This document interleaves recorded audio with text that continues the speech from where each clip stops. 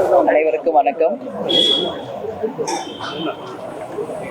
இசைஞானி இளையராஜா அவர்களுடைய புதல்வி பவதாரணி இன்று காலமாயிட்டார் அப்படின்ற செய்தி கேட்டு மிகவும் அதிர்ச்சி அடைந்தோம். ஏன்னா சின்ன வயசு, 47 வயசு.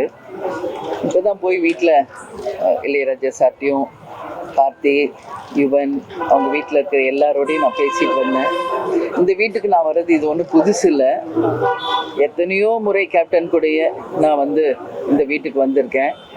எத்தனையோ நல்ல நிகழ்ச்சிகளுக்காக இந்த வீட்டுக்குள்ளே நான் வந்திருக்கேன். ஆன்ட்டி ஜீவா ஆன்ட்டி எனக்கு ஒரு சகோதரி மாதிரி என் கூட பழகியிருக்காங்க. கேப்டனை நான் திருமணம் செய்து கொண்டு முதலில் வந்த வீடு இசைஞானி இளையராஜா அவர்களுடைய வீடு தான். அவ்வளோ பெரிய ஒரு விருந்து கொடுத்து எங்களை உபசரித்தவங்க. எத்தனையோ நல்ல தருணங்கள், சந்தோஷமான தருணங்கள் இந்த வீட்டுக்குள்ள நான் வந்திருக்கேன். ஜீவா ஆன்ட்டி இல்லை அப்படின்றத இன்னும் என்னால் ஏற்றுக்க முடியல. அப்படி இருக்கிறப்ப பவதாரணியெல்லாம் நான் சின்ன வயசுலேருந்து பார்த்துருக்கேன். ரிவ்யூ ஷோஸில் எல்லா இடத்துலையும் என் கூடயே இந்த பிள்ளை பேசின நினைவுகள் தான் எனக்கு வருது. கேப்டனுடைய அலெக்சாண்டர் படத்தில் கார்த்தி மியூசிக்கில் பாடின பாடல் இன்னும் ஒலிச்சுக்கிட்டு.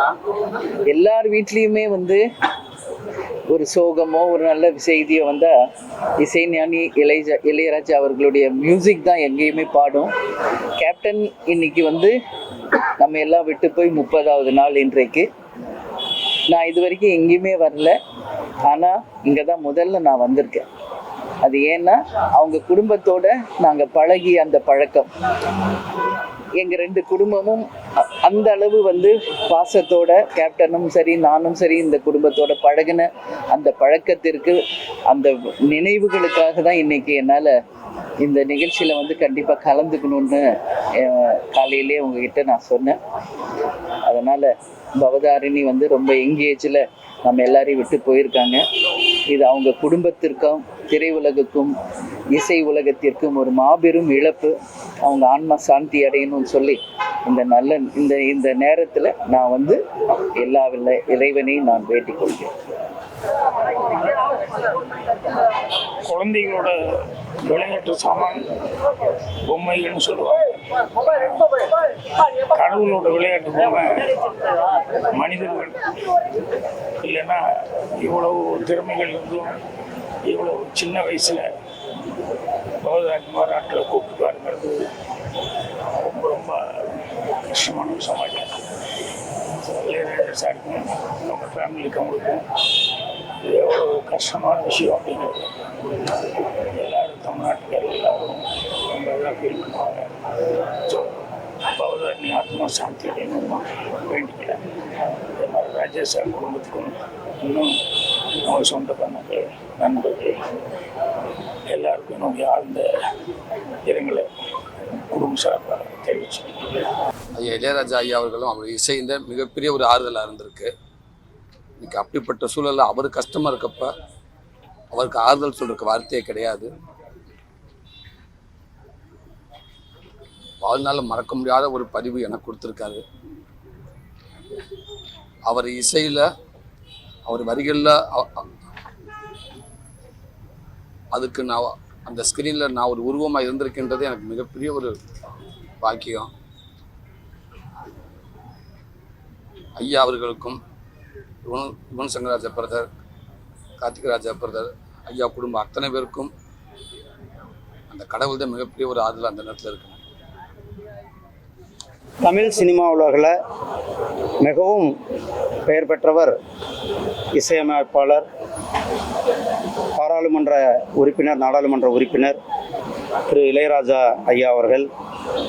அவர்களுடைய புதல்வி பவதாரணி சிறந்த பின்னணி பாடகி. அவர் 2000 தேசிய அவார்டு கூட சிறந்த பின்னணி பாடகிக்கான பாரதி படத்தில் மயில் போல பொண்ணுன்ற இந்த பாடலுக்கு தேசிய நேஷனல் அவார்டு வாங்கிய தமிழகத்திற்கு பெருமை சேர்த்த ஒரு சிறந்த பாடகி. அவர் தன்னுடைய 47வது வயதில் இயற்கை எதிர்க்கிறார் என்பது நம்மளால் நம்ப முடியாத ஒரு செய்தி. மிகவும் மன வருத்தத்தை கொடுக்கக்கூடிய செய்தி. அண்ணா அவர்களை இழந்து வாடும் அவர்கள் குடும்பத்தினருக்கு என்னுடைய ஆழ்ந்த இரங்கலை பதிவு செய்தவுடன் அவருடைய ஆத்மா சாந்தி அடைய எல்லாம் அல்ல இறைவனை வேண்டிக் கொள்கிறேன். அவருடைய இழப்பு தமிழ் சினிமாவுக்கும் அவர்களுடைய குடும்பத்திற்குமே ஒரு பேரிழப்பாக இருக்கிறது. இந்த இழப்பில் அவருடைய அவர்களுடைய குடும்பத்தினர் அனைவருக்குமே எங்களுடைய ஆழ்ந்த இரங்கலை பதிவு செய்து கொள்கிறேன். நம்ம ஐயாவோட பொண்ணு இளையராஜா ஐயாவோட பொண்ணு நம்ம எல்லா பாஷையும் மைட் போல ஒரு பொண்ணு ஒன்று அப்படின்னு ஒரு பாட்டு நேஷ்னல் அவார்டு வாங்கினாங்க. தமிழ் மொழி இல்லாமல் தெலுங்கு, ஹிந்தி எல்லா மொழியிலையும் வந்து அவங்க இசையமைச்சிருக்காங்க, பாடியிருக்காங்க. யாருமே எதிர்பார்க்காது. டக்குன்னு இன்னைக்கு கேள்விப்பட்டோம்னா ரொம்ப ஷாக்காக இருந்தது. ரொம்ப வருத்தத்தை தெரிவிச்சு. பவதாரிணி வந்து இசை உலகத்தில் ஒரு குழந்தை மாதிரி. அது ஒரு 5-6 வயசுல இருக்கும்போது இருந்தே எனக்கு பவதாவை தெரியும். அந்த குழந்தை எந்த அளவுக்கு குழந்தை மனதோடு இருந்ததோ அதே மாதிரி தான், எந்த ஒரு அப்பலுக்கு இல்லாத ஒரு யதார்த்த குணமுடைய ஒரு குழந்தையா இளையராஜா சாரோட முதல்வி பவதாரிணி இருந்தாங்க. அந்த குழந்தை அங்கிள்னு கூப்பிட்டாவே நமக்கு அவ்வளவு சந்தோஷமா இருக்கும். அது உள்ளன்போடு இருக்கும். என்ன மட்டும் இல்லை, அந்த வீட்டில் இளையராஜா சார்கிட்ட பாடுற அனைத்து சிங்கர்களுக்கும் அது ஒரு குழந்தை மாதிரி. அற்புதமான மனசுடைய அந்த குழந்தை. இந்த மாதிரி ஒரு குழந்தைய இறைவன் வந்து இவ்வளவு சீக்கிரமா கூப்பிட்டு போனது வந்து ரொம்ப தாங்க முடியாத ஒரு துயரமா இருக்கு. அவ்வளவு அழகா பாடும் அந்த குழந்தைத்தனமான வாய்ஸ். அந்த வாய்ஸ் யாருக்குமே கிடைக்காது. எப்படி இளையராஜா சாரோட வாய்ஸ் ஒரு ஸ்பெஷாலிட்டியோ அந்த மாதிரி பவதாரிணி வாய்ஸ் வந்து ஒரு ஸ்பெஷாலிட்டி. அந்த வாய்ஸ் மாதிரி ஒரு வாய்ஸ் கிடைக்கவே கிடைக்காது. அந்த குழந்தைக்கு எல்லாருமே நல்லா இருக்கணும்னு நினைக்கும். 10 படத்துக்கு மியூசிக் பண்ணியிருக்கோம், உங்களுக்கு தெரியுமா? ஹிந்தி உட்பட 10 படத்துக்கு மியூசிக் பண்ணியிருக்கோம். 250 பாட்டுக்கு மேலே வாங்கி, மயில் போல பொண்ணு ஒன்று, குயில் போல பாட்டு ஒன்று, கிளி போல பேச்சொன்னா அதே பாடி இருக்காது, கிளி மாதிரி தான் பேசும். அந்த பாட்டுக்கு உங்களுக்கு எல்லாம் தெரியும், தேசிய விருது வாங்கின அந்த குழந்தை இன்னைக்கு நம்ம கூட இல்லைங்கிறது மிகப்பெரிய வருத்தம். ஒரு நாள் இல்லை, 2 நாள் இல்லை, கடந்த ஒரு 25-30 ஆண்டுகளாக எனக்கு அவ்வளோ தெரியும். அந்த வீட்டில் எனக்கும் அவ ஒரு குழந்தை மாதிரி தான். எங்கள் குடும்பத்தில் அது ஒரு குழந்தை மாதிரி. அந்த குழந்தைய அவங்க தாயார் மேலேயும் தந்தையார் மேலேயும் அவ்வளவு பாசமாக இருக்கும். அப்பான்னா உயிர் அதுக்கு. இந்த சோகமான சூழ்நிலையில் இளையராஜா சார் வந்து எப்படி தாங்குறாருன்னு தெரியல. உண்மையிலுமே எதுக்கு தான் இந்த மாதிரி ஒரு சோதனை இறைவன் கொடுக்குறான்னு தெரியல. பாவம் பண்ணுறவன்லாம் நல்லா இருக்கான், அப்பளுக்கு இல்லாத குழந்தைங்களை எல்லாத்தையும் இறைவன் கூட்டிகிட்டு போகிறானே. நான் இறைவனை வந்து ரொம்ப நொந்துக்கிறேன் இந்த விஷயத்தில்.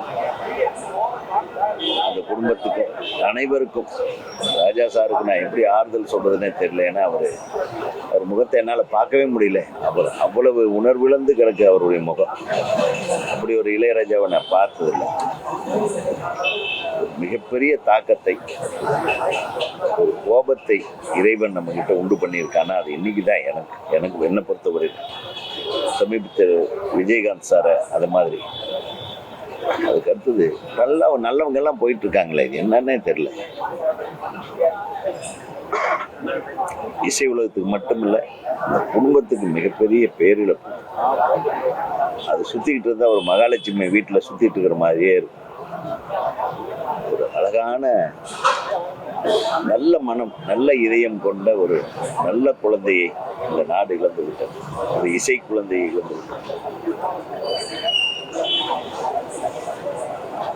என்னுடைய ஆழ்ந்த இரங்கலை தெரிவிச்சுக்கிறேன்.